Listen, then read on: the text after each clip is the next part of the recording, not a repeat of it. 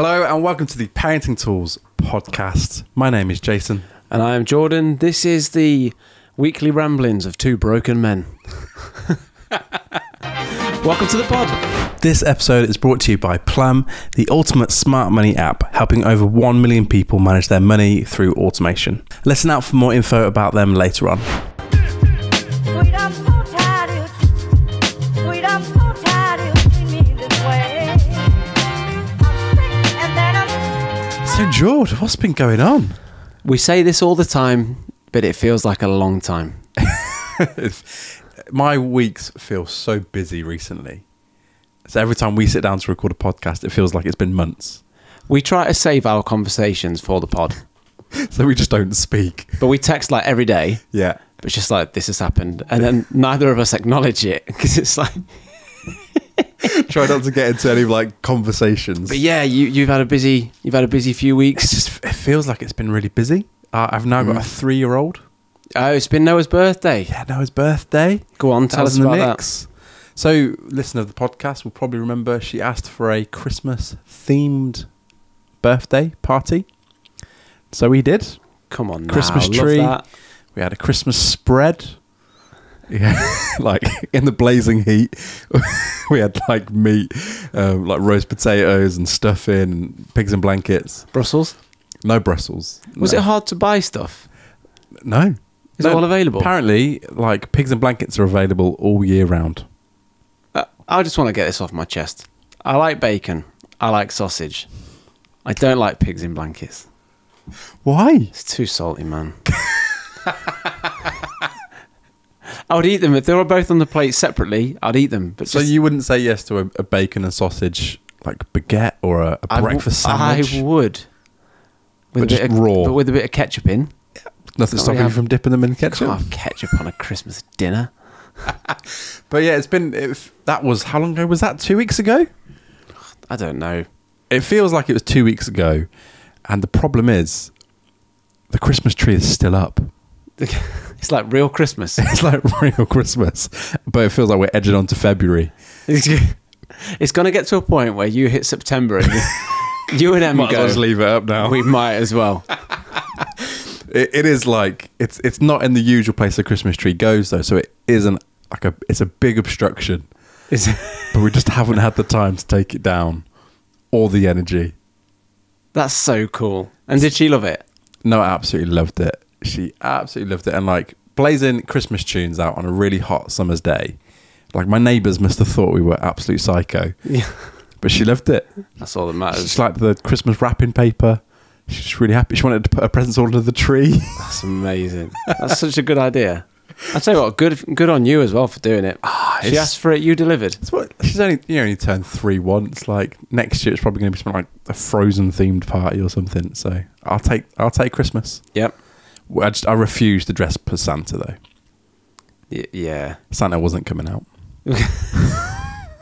He couldn't make it. No. He's in his rest period. That his day off. Yeah, he's on holiday. Well, you've just mentioned Frozen there. Oh yeah. I watched Tangled at the weekend with my kids. Oh, what a movie! Tangled is so much better than Frozen. I love Tangled. Tangled is one of my favourite. I don't get the Frozen Pixar. Is hype. it Pixar? It's Disney. It's Disney, isn't it? Disney. Disney Pixar. Why not? But why did Frozen do so well and Tangled is very underrated? I don't know. I don't know how they do it. Like it was. Have you seen the behind the scenes? So you can watch like the behind the scenes makings of the films. It is incredible. Not. It is incredible, but I don't understand why that one got so popular compared to the others. It's a Disney princess movie, isn't it? Yeah. Or a queen, Disney queen. But Tangled, I like it. And I Have a Dream, better song than Let It Go. Do you want to give us a rendition of both? I have a dream. I'm malicious, mean and scary. It's a tune. And then Luca was walking around going, let down your hair. after we watched it. So yeah, so Noah had a good party. Good Christmas party. She had a good party, and I don't know if this is generally just parenting all the time, but especially the last 2 weeks, it feels like I no longer have a baby or a toddler. I have a full-on child, and that's cool, but also frightening. Because like, oh my, like where has that time gone? It feels like it's gone too quickly. I'm not ready for an actual child. You're in that week between Christmas and New Year. exactly where I am. Yeah, it goes quickly. People like, I know people say that, and every parent says, "Oh, it goes quickly," but like, it goes so quickly. We had like the flashbacks this day last year on the phone, and our youngest Mila is just so small, but now she's just like a little girl, not a baby. It sounds so strange, but there's a part of me that never really realised that she was going to grow up. Yeah. Like I know what you I mean. didn't realise. Obviously, you know that's going to happen. It's like a Benjamin Button case here, but it's like it hits you. It's like, oh wow, like the time is actually going by quickly. So yeah, got to get a move on here. Like, you know, they're going to grow up someday. Yeah, but you don't realise that's tomorrow. And like that goes so quickly. Yeah. But no, yeah, having a child around, it's no different to it was a couple of weeks ago, but it just feels more pressure. It's the Christmas spirit you're in. Christmas of pressure. With Christmas comes pressure. You texted me the other, I can't remember when it was, but you said this is either going to be amazing or absolutely horrendous. But Luca went to bed at 5:20 Yeah. p.m. or a.m. PM. So do you know the danger nap? The day where you got to try and keep them awake because if You they got- go to yeah. sleep too soon. Yeah. It gets to like 4, 3:30, 4, 4:30, and they fall asleep, and you think, right, that's just game over now. Yeah. We were taking Leanne. She was going out for one of her colleagues' birthdays. So we took her in the car, and he fell asleep in the car at 5:20. And we were going to McDonald's for tea because It's got to be done. I was by myself. So we're going to the like we made it a thing, like we're having a daddy evening, we're going to get drive through, watch a film, and I just could not wake him up. I was shaking his leg in the car going, we're here, like you can have your chippies. Just flat out, completely bless flat him. out. Brought him home, got him out of the car, and I didn't get him out of the car in a fashion to keep him asleep. I just got him out normally, and he just stayed asleep. So I put him in his bed, changed his trousers, because we're back in nighttime nappies. Nighttime nappies are back. Yeah, we realised that we went too soon. We owned up to our mistakes, and we went back. Nothing wrong with So that. Changed him, and he was just still asleep, fast asleep. What time did he wake up? So he did wake up. So the night before, we had a late night, and he went to bed about 9:30.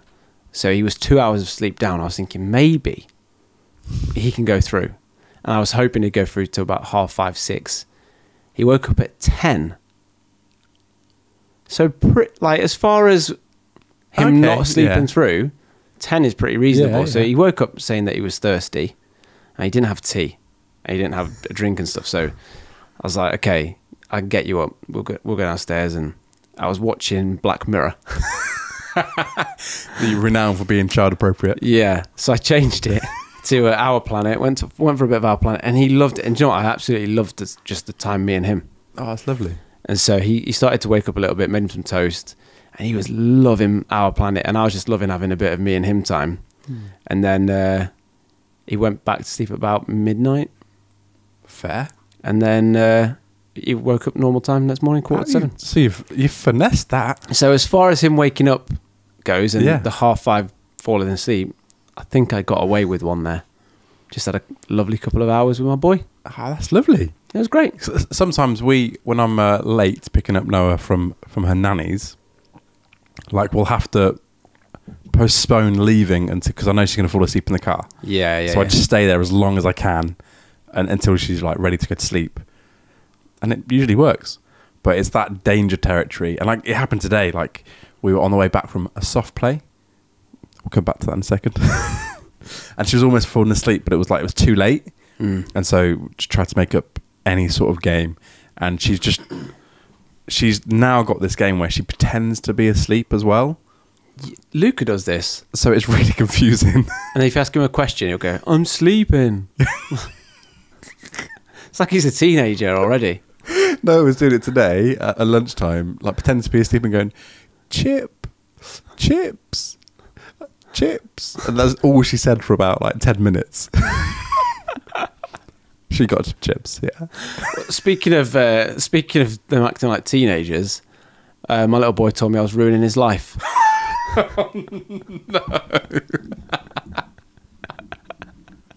Which I didn't expect at, 3, maybe 15, 16. But yeah, Is that a common phrase that he's heard? well, no. Like, who else is saying it? I don't know where he's heard it. I'm guessing because he's getting into his superheroes, so maybe like one of the superhero programs. I don't know.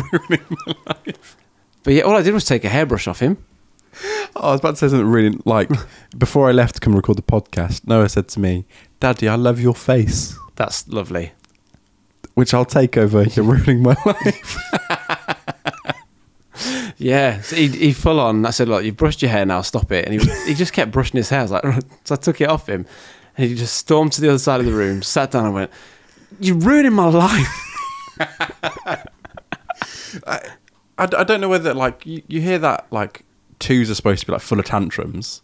Yeah, we are. twos. Yeah, we are experiencing more tantrums, like, this side. And it's only been 3 for a couple of weeks, but, like, older twos, like, and it's over anything. Yeah. Like, I didn't let her drink her water out of a bowl. Real scenario. Mate. So it has a tantrum. Honestly. What is going on? It's one of those things, like, you give them, can I have toast? Yeah. You cut the toast. I didn't want it cut like that. Full on meltdown. Yeah, so I'm like, right, I'm making myself toast anyway. Like, I'll have yours, you have mine. And then you cut it in the way that they wanted it. I didn't want it cut like that. And it's like, by this point, they're gone. And you just have to let them go. There is no reason that even if you give them what they want, it doesn't solve it. No. It's confusing. I have to preface this story with like a caveat. I don't unanimously hate all other people's children. I mean, that's as far as prefaces go. Yeah, I just need to make that clear. I consider myself a friendly person. However, I was at soft play today. It's got a little football cage. What the heck are you? I don't hate everyone else's kids, but Don't hate them. But so we're in the little football part. I was trying to teach her how to play football. She was loving it. It was a lovely time. There was only 2 balls in there, so we had them both. And then this older girl came in. She probably must have been about 5 or 6. And like, I thought, oh, you can have one of these footballs. We don't need 2. So I gave it to her. I thought, oh, that's cool. I'm trying to teach her how to kick the ball. And all of a sudden, this other girl was just screaming about 2 feet away from me going, look what I can do. Look at this. Look how good this is. I've learned a new skill. And for a moment, I thought, I'll give her the benefit of doubt. Like, she might be a prodigy. Like, she might be able to teach Noah something. First of all, she's holding the football. It's not what you're supposed to do. no, unless she plays in goal. Yep. And then she goes, I've learned how to dribble. And she bounces the ball twice and then fails. And I thought, okay, that's cool. And I thought in that moment... What did you say to her? Did you go, oh, wow? So or did you go, you're doing it wrong? So what I thought was, I've wasted a turn. Like, my attention's gone there. What I said was, oh, that's really cool, well done. But I said that because in the moment I thought, what has made her come over, like, and try and get my attention? Because I was being very enthusiastic to Noah, who was kicking the ball 2 feet. It wasn't that impressive, but I was being very encouraging. So I assumed she needed some encouragement. But I didn't. I kept it normal. So, oh, well done. Turned my attention very physically to my daughter, like whole body posture. Leave me alone. Now, I'm not moaning at a 5-year-old for not picking up on social cues.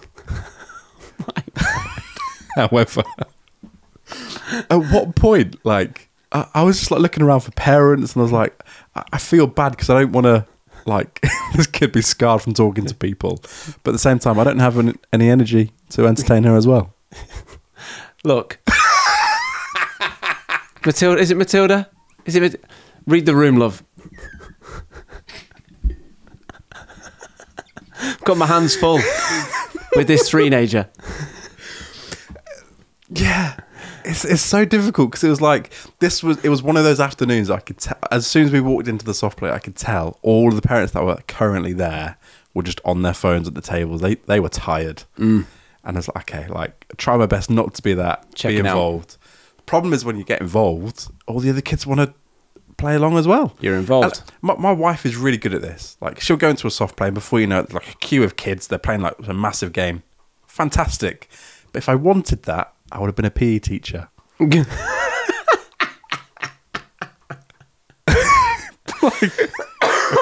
I barely have enough energy for my own child.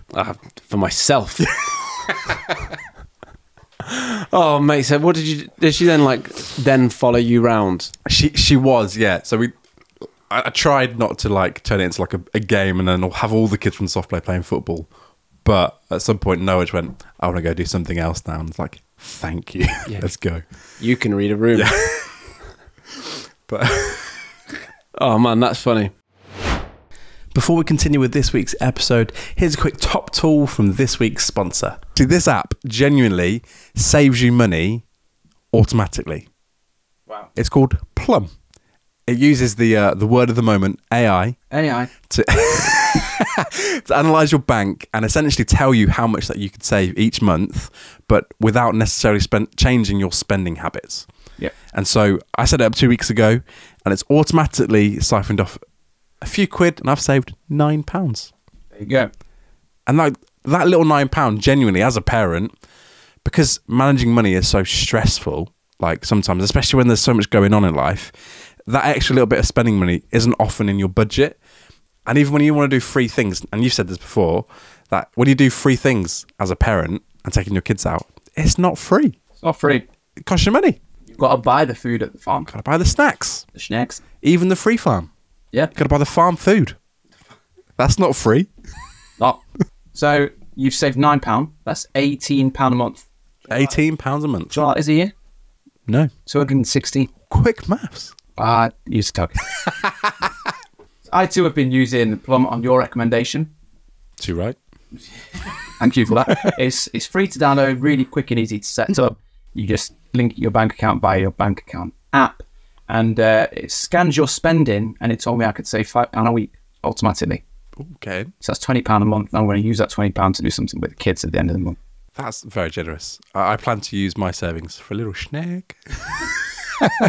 But the app does so many more things, like it does investing and all that sort of stuff. But the feature that I really love and I think would be of benefit to you genuinely is just the little saving feature. Yeah. You can put it into different pots if you want to, like saving goals, all that stuff that you'd expect. But it's free. Give it a go. Will there be a link in the description? There will be now. There'll be a link in the description. There are loads of other features on the app, but I've not really tested them out, and we only want to promote stuff that we've tried, tested, and actually can recommend. Yep. And I could highly recommend the auto-saving feature. Genuinely going to treat myself. I'm going to call it Treat Yourself. Treat yourself with Plum. So if you want to try it, the link is in the description. It's free. Give it a try. There we go. Back to the episode. Oh, dear me. Should we get into opening questions? I feel like I just got that off my chest. But this is a safe space. Safe space that will broadcast to the world. Speaking of getting things off your chest, I've got a bit of a cough on the go. There we go. I have a cough like every other week, it seems. It's just having kids, isn't it? But we've got a voice note from Wade Potts. Wade Potts has been on. Listen to this. This validates us. Do you know we've been moaning about the heat? Yeah. This validates us. Good evening, gents. How's it going? I'm currently on the train listening to the podcast, and you're just busy chatting about the heat and how the Brits aren't made for it. I immigrated from South Africa 2 years ago, grew up with regular 2-week stretches of 35 degrees, and the first thing I bought when I found out my wife was pregnant with twins was an air conditioner, because I was not going to live with that through a summer. Keep up the good work. Really enjoying it. Cheers, guys. Yes, Wade. Wade to the rescue. I want to pick up on something. Ooh. Nothing that Wade said. Listen to this. Sounds like it's an aircraft carrier. So, if you didn't quite get it, Wade's on a train. And listen to this guy, absolutely loving life in the background. Really enjoying it. Cheers, guys. I'll give you that one more time. Keep up the good work. Really enjoying it. Cheers, guys. It's like he's laughing the scales. He is loving life. So thank you, Wade, for that. Want to pick up on something? Twins. Twin boys in this heat. Just anything in this heat. That's true. One girl. So yeah, Wade emigrated from South Africa, so he knows what he's talking about. He is fairly placed to say what is hot and what is not. Yeah. And what is comfortable and what is not. Rhymes. And he's Does it? same word. I mean, not does rhyme with not. And yeah, Wade is saying first thing he did was buy an aircon unit, and I asked him, was it worth it? And he said, worth every single pence. That's the thing. If I bought an aircon unit, it would be on all the time. I love my room being cold. The smart meter just whirring. Yeah. Going I'd mad. spend all my personal budget on it. Like Back to the Future. Also, Wade Potts sounds a lot like Kevin Peterson. For a moment there, I thought you said the name sounds like it. That doesn't sound like that at all. Yeah, it sounds. Yeah. Potts rhymes with Peterson. Given your track record. Can you tell I'm a man at the end of his just everything. So thank you, Wade. And if you want to send us a voice note, please do get in touch at Parenting Tools Pod on Instagram. And yeah, we love hearing the voice notes. We've had an opening question as well, halfway through. Every time. Opening question from Laura. So when you buy food for your kid out and they refuse to eat it until you finished, paid the bill, then they decide they like it. I think I read that very strangely. It's a statement. It's a statement. It's not an opening question. It's not a question. It's an opening statement. We've had an opening statement. It's neither opening nor is it a question. We've had a midway sentence. Oh, I feel like this is what it sounds like for someone having a breakdown.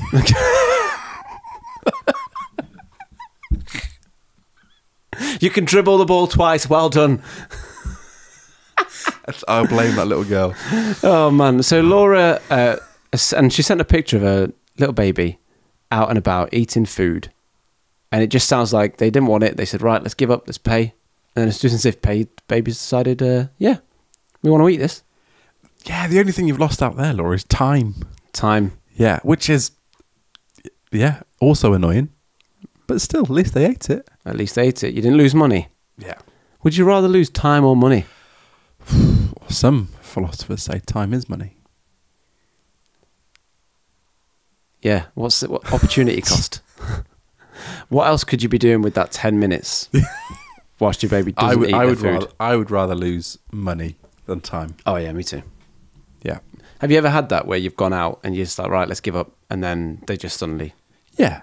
And I find it easier when you just like it sounds like this could be like, what's the word that I'm like, a bit stupid sometimes. Don't do it all the time. But when you lower the importance of money, it makes those decisions a lot easier.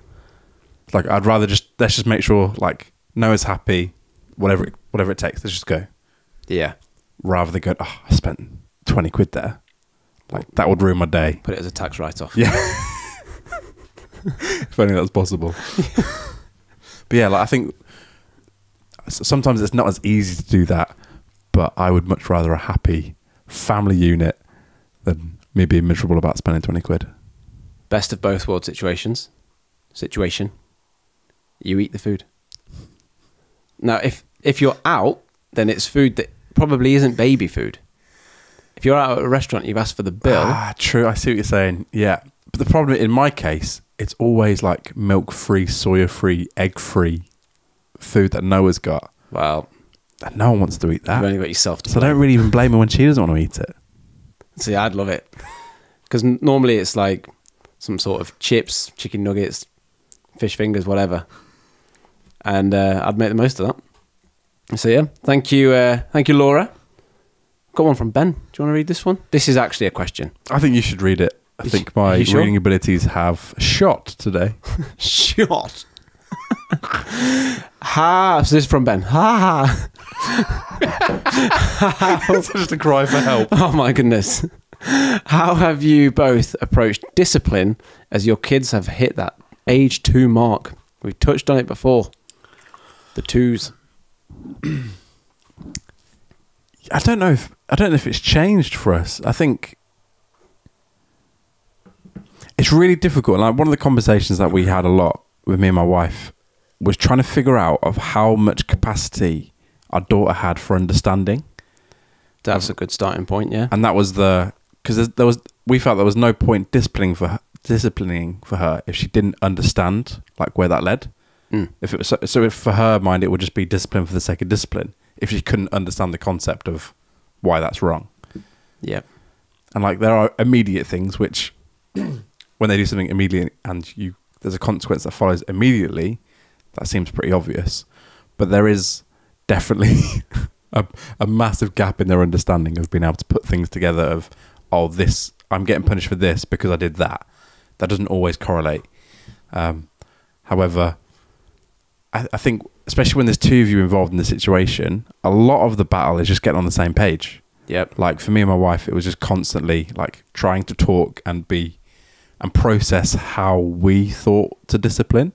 I think it was Alistair Clegg was saying, like, you parent the way either that you've been parented or in response to.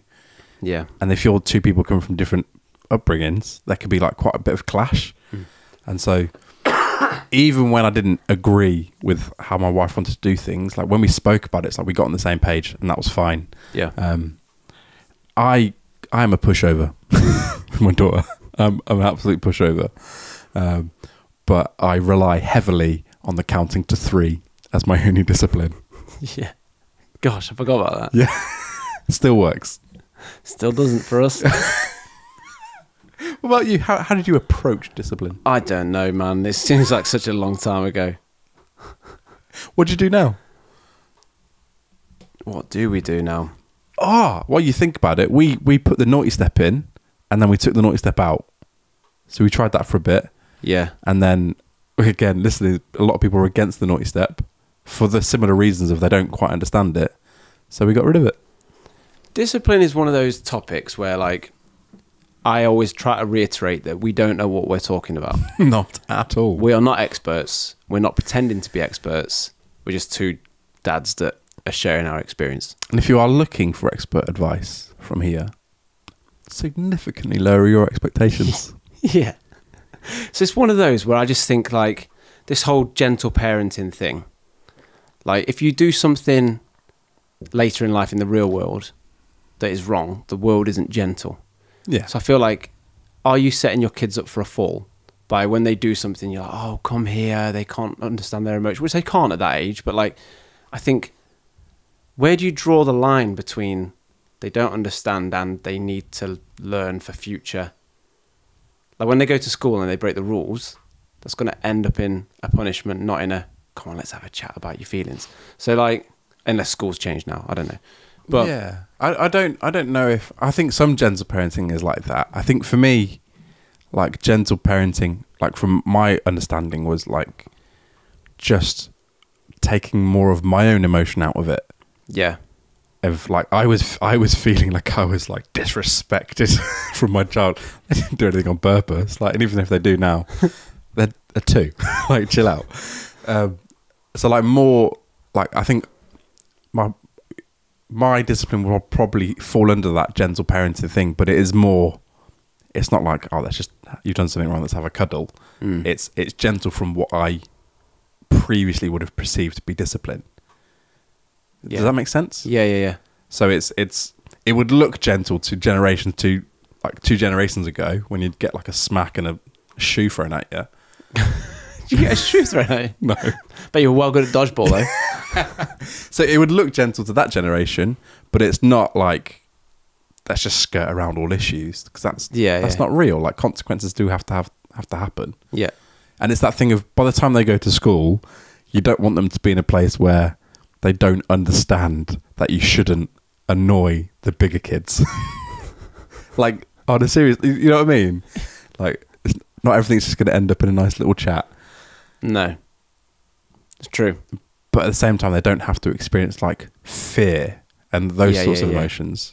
But it's hard. So yeah, that's always my thing is like, it's kind of, I want them to learn. My little girl's probably still too young, so my son really, like, want him to learn that you can't do that, but at the same time, he is just a little boy, like he's 3 years old, who is going through all those things of, he doesn't understand his emotions, he doesn't understand that that's okay and that's not.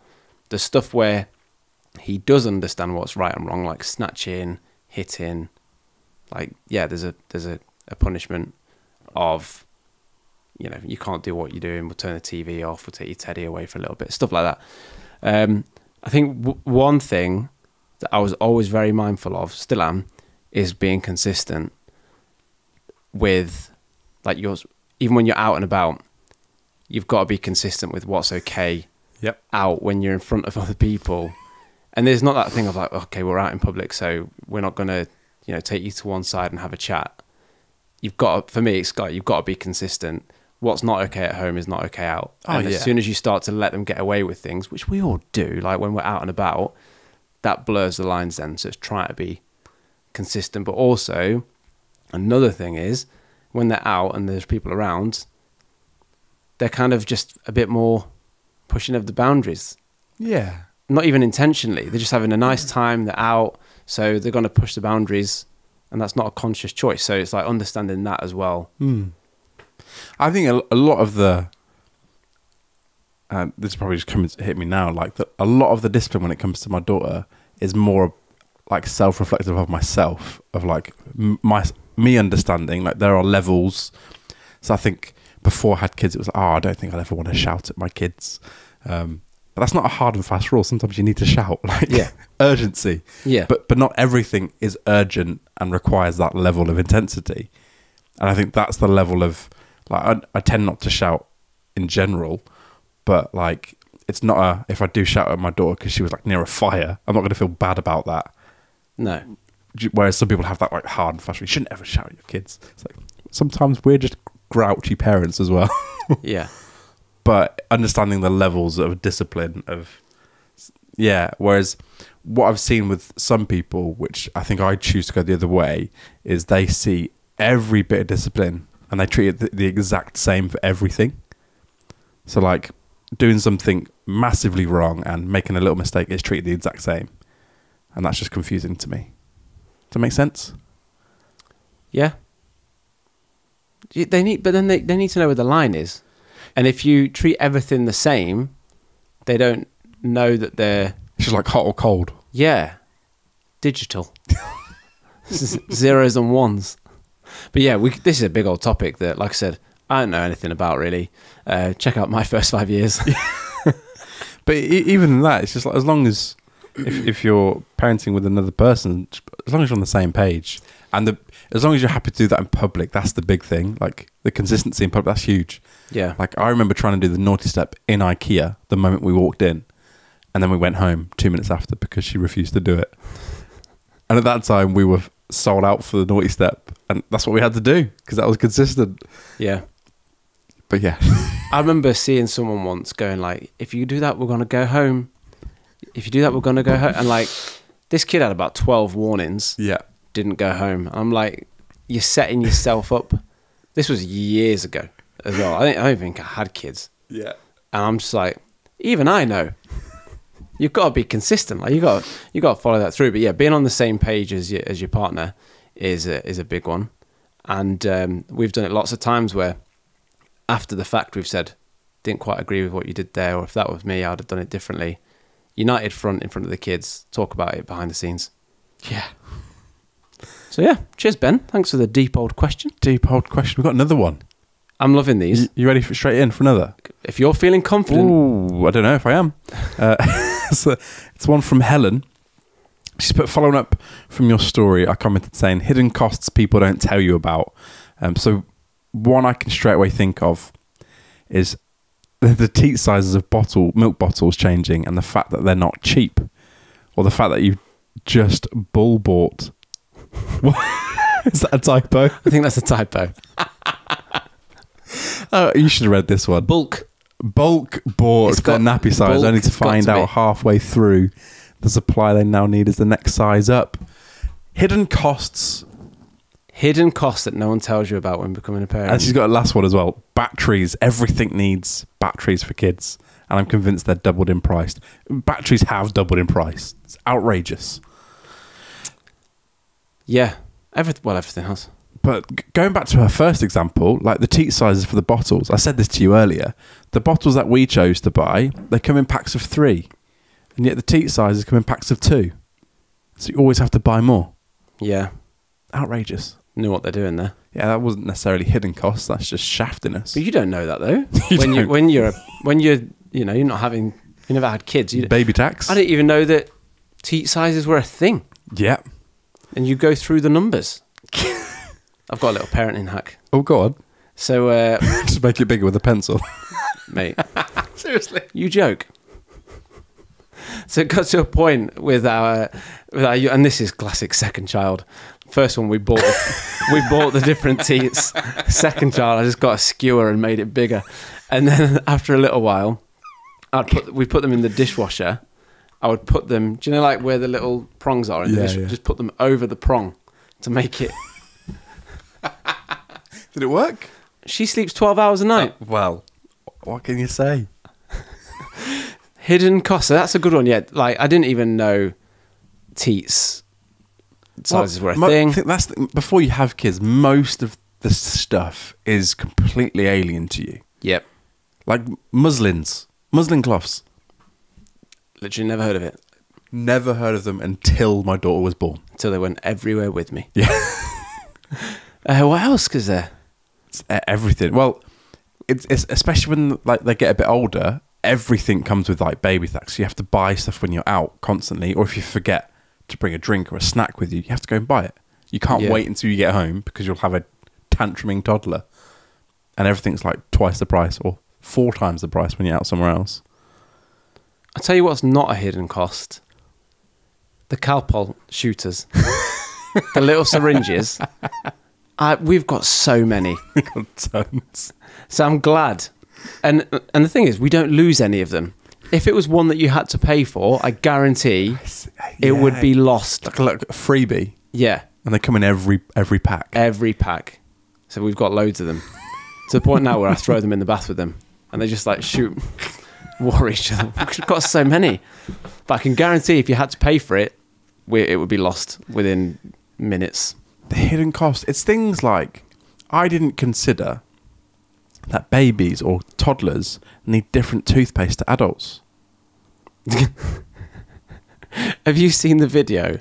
Someone put when you accidentally give your toddler adult toothpaste by mistake. No. Someone's got like a filter on of a little gremlin, and it just goes, "Why is this spicy?" Search it on Instagram or TikTok if you're listening. It's really funny. Well, yeah, no, I kind of figured that out because of milk teeth, and I didn't know that existed. Yeah, well, yeah. I thought there was like children's toothpaste which was just flavoured. I didn't realise because of like the chemicals in it and like their inability to like not swallow it. They love it, don't they? None of it goes on the teeth. They just swallow it straight. It's either like on the cheeks or it's swallowed. There's no in between. And I started doing this thing after she's brushed her teeth now for an extra like couple minutes. She'll run the tap and just like put water over a toothbrush and drink it off the toothbrush. You must be getting like a few mil every time. We're like just slurping it like a spoon. It's really weird. Mila's obsessed with toothbrushes. She's got a collection. She's got this thing where she loves to grab a toothbrush. Like, I want tea. Like, grab a toothbrush. But she's very, like, her personality already, she's quite inclusive. So when she sits on the potty, she's like, "Daddy," and she'll point to the toilet. I have to sit next to her, and then she'll hold my hand, which is really cute. I think I mentioned this on the last pod, which we recorded it so long ago, I can't remember. But if, like, you know, you give someone a chocolate, she'll go, "Mummy," and like she wants Mummy to have one. So she'll get her toothbrush, and then the next thing she appears with your toothbrush and gives it to you. Oh, that's lovely. It's a bit annoying because if you use an electric toothbrush that's on charge, and she takes it off charge, you go to brush your teeth in the evening. Yeah, and I don't know why using an electric toothbrush like a normal toothbrush feels so weird. If it's not turned on and you're just using it normally, why does it feel so different? It's like walking up escalators when they're broken. It doesn't feel like walking upstairs. Yeah, it's different. It's different. That's what it's like. So thank you, Helen, for that question. And please do let us know any hidden costs. There's a bunch of unhidden costs. And there's things like you don't realise, like formula, nursery, like you know you've got to pay for them. You don't realise how much you've got to pay for them. Yeah, I'm going to be honest. Like, the majority of things before we decided to have children, I didn't realise you had to buy. I thought it was buy a cot, buy a few kids' toys, you're off. No. Do you think they were just given to you? No, I didn't think you needed so They much. appear. I just didn't think you needed so much stuff. The stork comes back. You need everything. You need everything. You need a lot of things. Yeah.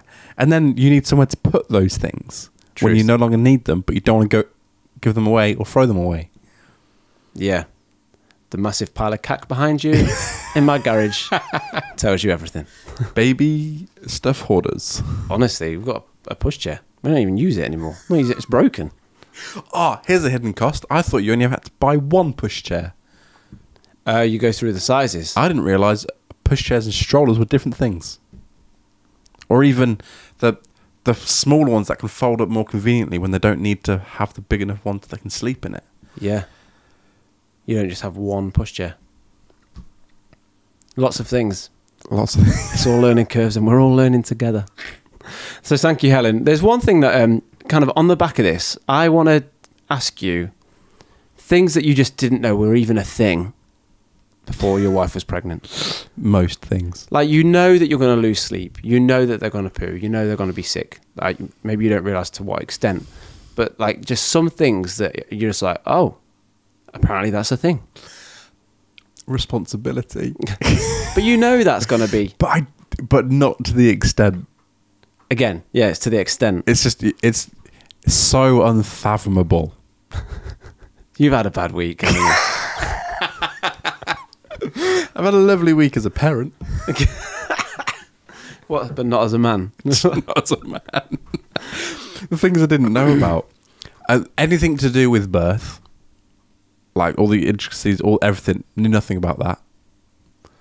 I don't know if I should say this I publicly. wouldn't say... Because I'm going to make myself look like an absolute You knew everything. idiot. No. I thought... for a long time... And I'm talking like probably till my sister had a baby. I thought that the afterbirth was like everything. So I thought the womb was the afterbirth. Like the lungs. Yeah, heart, everything. But I thought that the womb was part of the afterbirth, and when you become pregnant, you grow a new womb. I can see where you think that. I mean, now I know it's stupid, but yeah. I didn't realise that women had a womb and it stayed there. I thought I it would fell say out. I still don't know the majority of things about giving birth. Not because I'm a terrible husband, because we shouldn't get there. No, like the placenta weighs the same as the baby. No idea that was even a thing. Oh, I saw it, and it was sizable. Was it? Yeah, they put it in a glass dish. Oh, and they were like, "Do you want to see it?" And I, like, first time around, I was like, "Yeah, let's see everything." And yeah, I had a look at it, and it's just this big old thing in a bowl. This is so fascinating to me, because if we decide to go for another child, like, it's going to feel like it's the first time. Yeah, which is like really weird, but also exciting. It's like I've not experienced any of those things. Oh, that is lovely. Even like the antenatal classes things. Ah, a load of rubbish. I know, but I want to experience them. Well, Dad Vengers have got dad ones for you. There we go. There you go. Thank you, Nigel. It's just so bizarre, isn't it?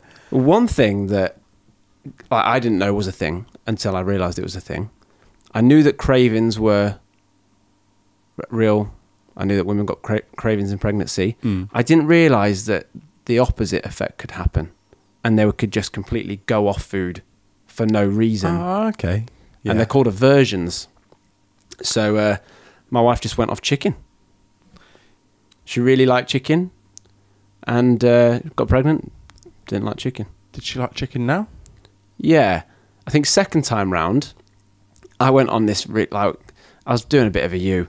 I was turning 30 and I thought I'm going to get in really good shape. And I wanted to get down to welterweight because all the boxers my size are welterweight. And so I was just eating meat and veg.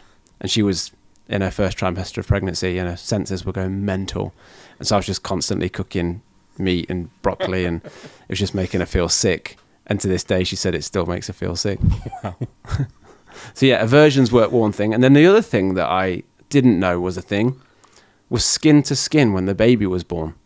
Yeah. And the importance of that, but also for dads. Now, again, you wouldn't have had this, but like I was asked if I want to do skin to skin.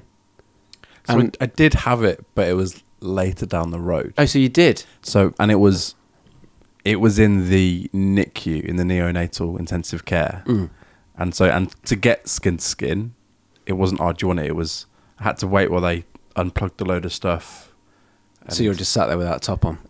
Yeah, in this communal room with usually loads of other women, like looking after their kids. Yeah. The majority, there were some of the men there as well. But I'm just sat there just with a shirt open while they So you had a shirt on and you just unbuttoned it? Yeah, I came prepared. I didn't want to just take my whole full top off. Because I didn't do it. I was very self-conscious. Yeah, well, that was the thing. I didn't want to be sat there. Because was that in the hospital? Yeah. And I've got a selfie of... they got this massive poster behind me of a guy doing skin to skin. Yeah. So he's got no top on, holding a baby. And I'm like, this is a bit weird. And I don't know. It's like, it's each to their own. People. I know people say it's really good for the baby and their bond and stuff, but I just didn't feel comfortable doing it. But I didn't know that that was a thing at all that happened until I was told. And then you walk in and there's a massive picture of a guy with no top on. Which is so weird. Like, I think about it now, I am so much less self-conscious than I was when Noah first came about. So if we did have a second, I wouldn't be bothered about anyone else in the room. As a parent, when your kid's like throwing up and pooing everywhere, you just don't care. You're just stood there without a top on. Yeah. And they're like, just happens. Mr. Heron, she's only 3 centimetres, put your top back on. I'm ready. Hercules. And by then, I'll have a 6-pack. I'd be confident as well. I'd walk in, just top off. So yeah, I didn't realise that was a thing. Opted not to, and I'd be interested to hear the opinions and like the thoughts of other men that maybe chose to or chose to not. I don't feel like it affected my bond with them at all. So I did, and I don't think I could tell the difference. Apart from like feeling on skin to skin, like I didn't have like any other emotional connection. Yeah, it was just that's nice, but also quite awkward because I'm in this communal hospital room. Yeah, just got the chebs out. Just got the babs out. The babs. I didn't know that nipple cream was a thing for men. For women. I didn't realise the extent of the baby aisle in most supermarkets. Yeah, true. Because you wouldn't go down there. Didn't even think. Just thought they sold nappies. Didn't realise there was a whole plethora of things that you could buy. Yeah. What else did I know existed? There's just a bunch of stuff now that you wouldn't live without. It's like formulas. Like, it's not just one. Yeah, there's so many different ones. Yeah, and you know, there's a time limit on them. Yeah, like I think it's 4 hours that they expire. Well, once you've made it, not once you've opened the tin. Yeah, oh my word. £12, get your money's worth out of that. Dear me. Yeah, I didn't realise that. So I remember once walking to my sister's, and my nephew was fussing a little bit, so I just picked up a bottle of milk, and my brother-in-law was like, where'd you get that from? No, I was just on the side.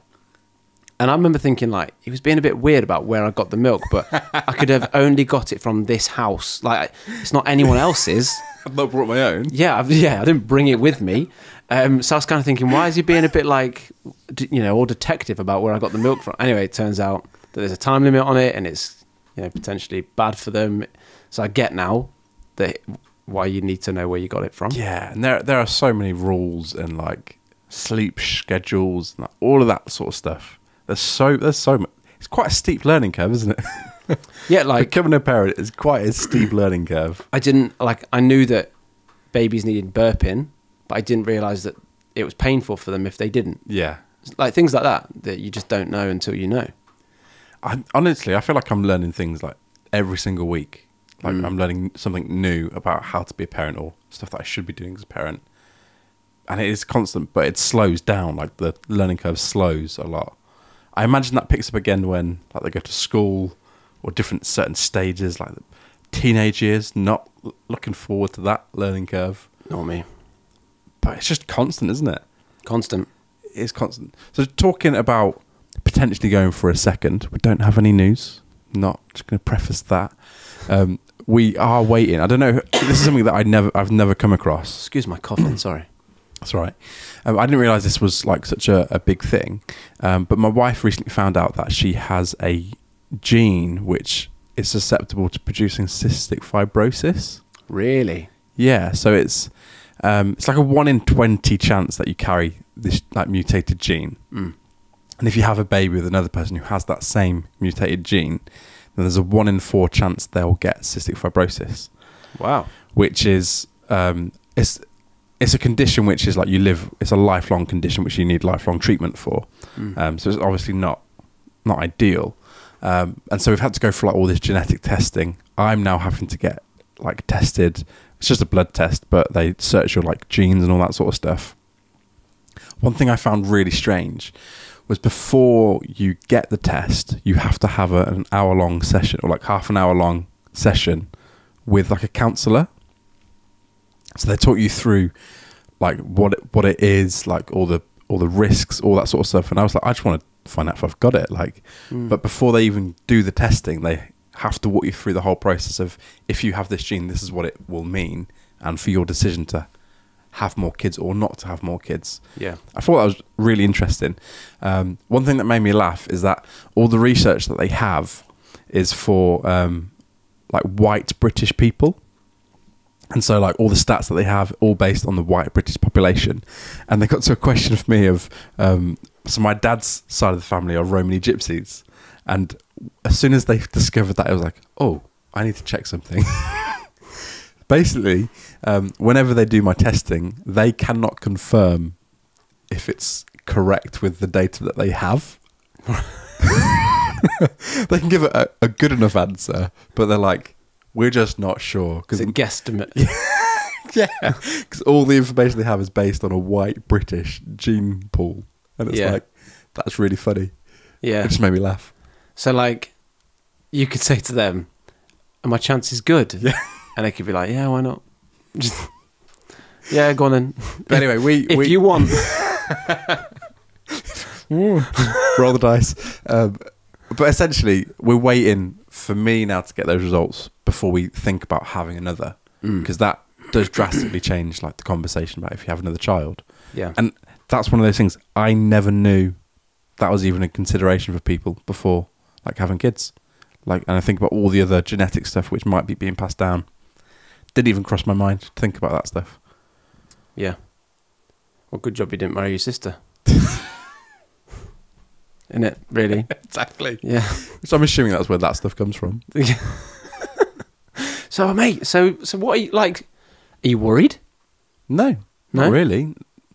No, I don't think so. Like, we've been fairly, like, open in our, like, I think we would like another child, but, and like, it would be nice if we could have another one, but at the same time, if we biologically can't have another child, I think we would consider adopting. And that seems to be quite an open like consideration. Like if we want another child, that's just logically the way that would go. And I don't feel like I'd be massively let down by that. It's just one of those things. Yeah. But I suppose that's one of those topics that you don't really know until it happens. Yeah. So you don't really know how you feel about it until it yeah. happens.